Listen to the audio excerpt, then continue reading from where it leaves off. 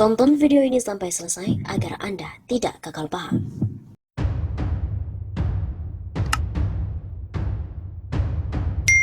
Trending tagar Jokowi mundur rakyat selamat. Netizen bilang mundur bukan berarti hina. Contohlah Soeharto dan juga Gus Dur.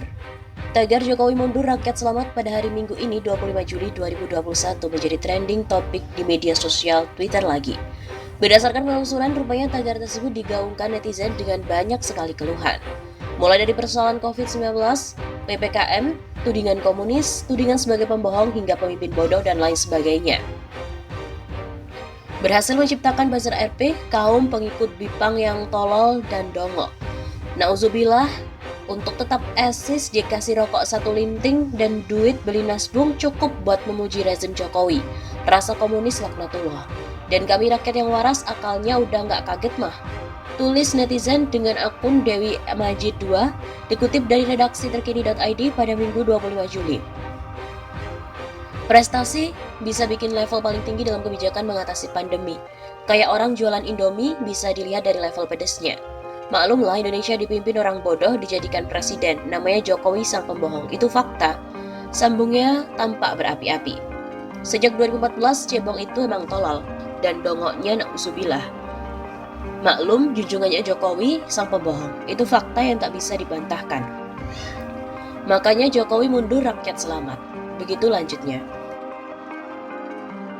Tidak hanya itu, netizen juga menyebut mundur bukan berarti hina. Seperti Soeharto dan Gus Dur yang lebih memilih mundur dari kursi Presiden RI. Mundur bukan berarti hina. Contohlah Soeharto dan Gus Dur, mereka rela mundur demi menghindari pertumpahan darah. Tulis akun Lala Gomawo. Sementara itu, netizen lainnya juga tampak melakukan hal yang sama. Hanya saja aspek yang mereka bahas sebagai dasar mendesak Presiden Jokowi mundur berbeda-beda.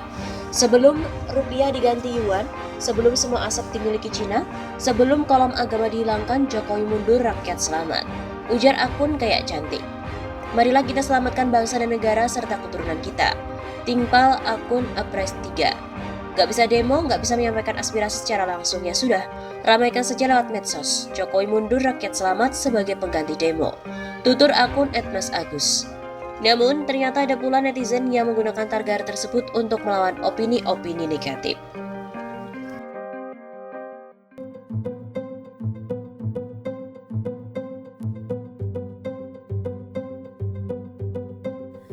Tagar presiden terburuk dalam sejarah trending di Twitter. Publik bilang, shame on you, just get down. Tagar presiden terburuk dalam sejarah trending di Twitter pada hari Rabu 21 Juli hari ini. Sejumlah netizen juga mengungkapkan rasa prihatinnya terhadap perkembangan sosial terkini berkaitan dengan kekecewaan mereka terkait dengan penanganan pemerintah terhadap pandemi COVID-19. Pemilik akun Yogurt @opirfkh misalnya, pagi ini mencuitkan sebuah pesan yang mengeluhkan semakin memburuknya kondisi kesehatan masyarakat karena paparan COVID-19. COVID-19 in Indonesia is getting worse day by day. We must stay the fuck at home every fucking day. PPKM, pelan-pelan kita mati. I have to say, presiden terburuk dalam sejarah. Akala Bagera, juga pemilik akun, mencuitkan, Indonesia it's getting worse day by day. We need a solution to handle this situation without having to make a distinction between the upper and lower classes. Sorry sir, but I have to say, presiden terburuk dalam sejarah. Netizen Agus Setiawan juga mencuitkan dalam pemilik akunnya @agussetiawan, temporary solution to cover big problem caused by long strategic mistake. Tagar presiden terburuk dalam sejarah. Netizen lain juga bernama Uli Abdul Hadi mengeluhkan penanganan pemerintah COVID-19. Pemilik akun Ulul Maul itu 2 jam yang lalu mencuitkan pesan seperti ini. Sorry but I have to be honest on myself. We have lost before we fight. We have been killed before we've been attacked.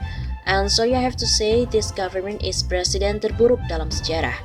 Lalu pemilik akun @pingerbu1464 meminta presiden untuk mundur. Memalukan seperti itu tulisnya. Tingkat kepercayaan masyarakat terhadap Presiden Joko Widodo untuk bisa menangani pandemi COVID-19 merosot tajam selama 6 bulan terakhir. Demikian dilihat dari temuan survei nasional Lembaga Survei Indonesia. Masyarakat yang percaya Jokowi bisa menangani pandemi terus menurun mencapai 43%. Sementara hanya 54,6% menjawab sangat tidak percaya dan tidak percaya. sedangkan yang tidak menjawab hanya 3,5%. Jadi untuk pertama kalinya pada bulan Juni, tingkat kepercayaan terhadap presiden itu di bawah 50%, kata Direktur Eksekutif LSI Jayadi Hanan, Minggu 18 Juli yang lalu. Selama 6 bulan terakhir, kata Jayadi, tren tingkat kepercayaan Presiden Jokowi mampu menangani pandemi memang terus merosot. Tercatat pada September 2020, tingkat kepercayaan Presiden masih 60%. Kemudian tingkat kepercayaan Jokowi terus merosot hingga 56,5% pada Februari 2021. Dan pada Juni 2021, tingkat kepercayaan Jokowi telah berada di bawah 50%. Bisa dilihat saat ini ada tren penurunan dalam 6 bulan terakhir menjelang diberlakukannya PPKM darurat. Ada penurunan tingkat kepuasan dan Presiden dalam penanganan wabah.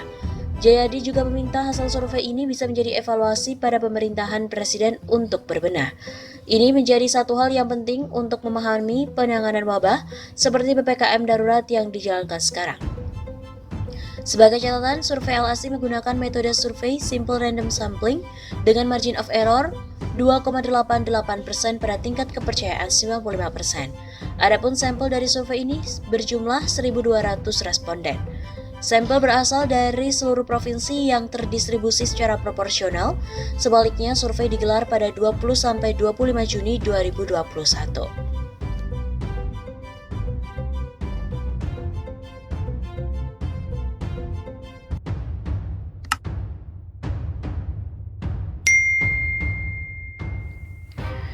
Mulai gerakan tagar kibarkan bendera putih aja, politisi Demokrat bukan simbol menyerah tapi simbol perlawanan. Selai kain putih yang diikat di tongkat besi tampak bertengger di depan pagar rumah politisi Partai Demokrat, Taufik Rendusara. Bukan tanpa maksud, itu adalah sebuah wujud kemarahannya terhadap penanganan pandemi COVID oleh pemerintah. Gerakan bendera putih telah banyak digunakan sebagai simbol menyerah.